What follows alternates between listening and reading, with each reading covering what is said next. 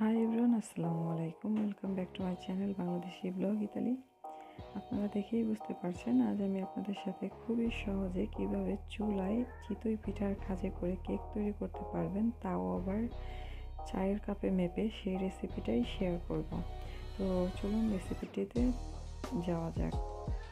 তো কেক বানানোর জন্য আমি এরকম একটা কাপ নিয়েছি। আপনারা চায়ের যে কোনো একটি কাপ ব্যবহার করতে পারেন।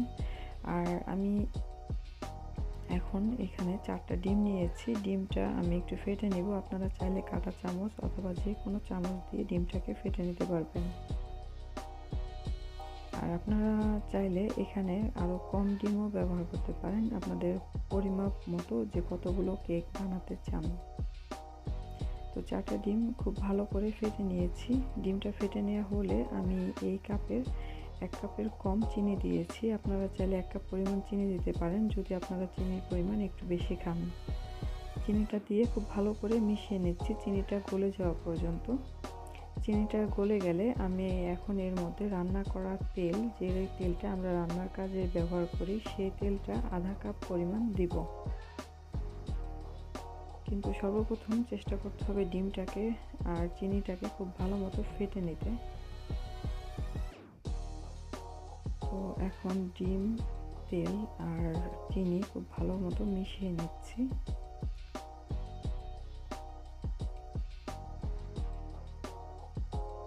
ভালো করে ফেটে নেওয়া হয়ে গেলে এখন আমি এর মধ্যে ময়দা দিব আর প্রথমে 1 চামচ পরিমাণ গুঁড়ো দুধ দিয়ে নিচ্ছি। এটা অপশনাল, আপনাদের যদি ভালো লাগে খেতে তাহলে দিতে পারেন, কিন্তু গুঁড়ো দুধটা দিলে কেকের একটা সুন্দর ঘ্রাণ হয়, আবার খেতেও ভালো লাগে।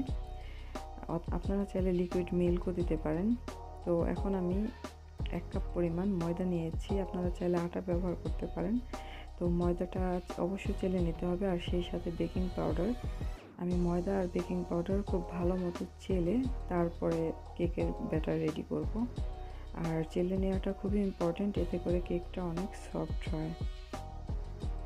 নেওয়া শেষ হয়ে গেলে এখন আমি খুব ভালো করে ময়দা আর বেকিং পাউডারটা মিশিয়ে নিচ্ছি কেকের ব্যাটার তৈরি করার জন্য। আর আপনারা দেখলেই বুঝতে পারবেন কতটা ঘন হবে। দেখুন, ঠিক এরকম যখন আস্তে আস্তে ব্যাটারটা পড়তে থাকবে, ঠিক এই অবস্থায় বুঝতে পারবো যে কেকের ব্যাটারটা একদম রেডি। তো আপনারা যদি চিতই পিঠার খাজে না বানাতে চান তাহলে যে কোনো পাতিলেও বানাতে পারেন। এরকম একটা পেপার অথবা যে কোনো পেপার একটু তেল ব্রাশ করে নিলেই হবে। এরপর ব্যাটারটা দিয়ে তারপর চুলায় বেক করতে পারবেন, ঠিক এভাবে করে। আর এই কেকটা যে কোনো আপনারা পাতিলে বানাইতে পারবেন। তো এখন চলে যাচ্ছি দ্বিতীয় স্টেপে, সেটা হচ্ছে চিতই পিঠার খাজে কিভাবে আপনারা বানাবেন। তো প্রথমে আমি চিতই পিঠার খাজটা খুবই গরম করে নিয়েছি, দেখতেই পারছেন। আর এখানে আমি তেল দিয়েছি।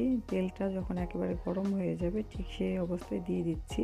আর আমি খুব তাড়াতাড়ি দিচ্ছি, কারণ বেশি দেরি করলে কেকগুলো ফুলবে না। আর আমাদের যেহেতু ঢাকনা দিয়ে ঢেকে দিতে হবে, এই জন্য যত তাড়াতাড়ি সম্ভব ব্যাটারগুলো দিয়ে তারপর ঢাকনা দিয়ে ঢেকে দিতে হবে। তো আমি এখন ঢাকনা দিয়ে ঢেকে দিলাম।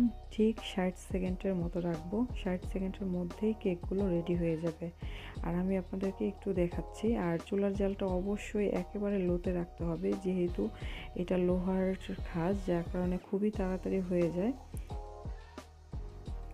কিন্তু খাজটা অবশ্যই গরম করে নেবেন, এতে করে নিচে লেগে যাওয়ার কোনো চান্স থাকবে না। আমি আরও কিছু বানিয়ে নিচ্ছি, আবার উঠিয়ে আপনাদেরকে দেখাচ্ছি। দেখুন কতটা সুন্দর হয়েছে, আর এতটা সফট, একেবারে চুলায় অথবা ওভেনে বেক করার মতোই খেতে, খুবই সফট আর খুবই মজার এই রেসিপিটি।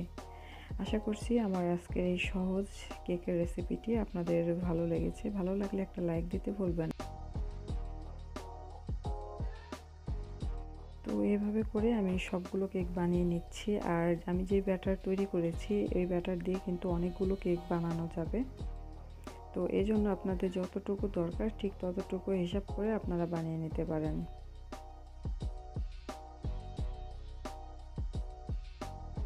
এদেরকে একটু ভেঙে দেখাচ্ছি, দেখুন কতটা সফট হয়েছে। আশা করছি আমার আজকের ভিডিওটি আপনাদের ভালো লেগেছে। ভালো লাগলে আমার ভিডিও তৈরি করার সার্থকতা। সবাই ভালো থাকবেন, সুস্থ থাকবেন, আর সেই সাথে আমার চ্যানেলটি সাবস্ক্রাইব করে পাশে থাকা বেলটি বাজিয়ে রাখতে ভুলবেন না। এতে করে আমি নতুন যে কোনো ভিডিও দিলে আপনারা পেয়ে যাবেন সবার প্রথমে। তো আজ আর কথা বাড়াচ্ছি না, আরও নতুন নতুন রেসিপি নিয়ে আপনাদের সামনে খুব শীঘ্রই আসতে পারি সেই দয়া করবেন। সবাই ভালো থাকুন, সুস্থ থাকুন, আল্লাহ হাফেজ।